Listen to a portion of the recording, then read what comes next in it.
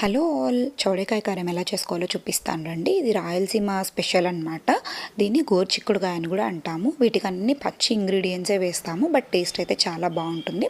First ఒక mixie జార్లో పచ్చి కొబ్బరి, శనగిత్తనాలు, తెల్లవాయి, పచ్చిమిర్చి అండ్ సాల్ట్ వేసుకొని మంచిగా ఫైన్ పేస్ట్ లాగా చేసుకోవాలి. ఇప్పుడు ఒక కుక్కర్లో ఆల్రెడీ చేసి పెట్టుకున్న చౌడేకాయలు వేసుకొని గోరుచిక్కుడుకాయ ఈ మసాలా అంతా వేసి మంచిగా మిక్స్ చేసుకోవాలన్నమాట. తర్వాత ఇందులోకి కొంచెం పసుపు, ధనియా పౌడర్, తర్వాత oil, tomatoes, onions, chana masala ఇవన్నీ వేసి మంచిగా మిక్స్ చేసుకోవాలి. చన్నా మసాలా ఆప్షనల్ అనమాట. మీ దగ్గర ఒకవేళ అది లేకపోతే సాంబార్ పౌడర్ కూడా వేసుకోవచ్చు, టేస్ట్ బాగుంటుంది. ఫైనలీ కొత్తిమీర వేసుకొని వీటినన్నిటిని చేత్తోనే మంచిగా కలిపినట్టయితే ఆ టేస్ట్ అన్నది ఇంకా బాగుంటుంది.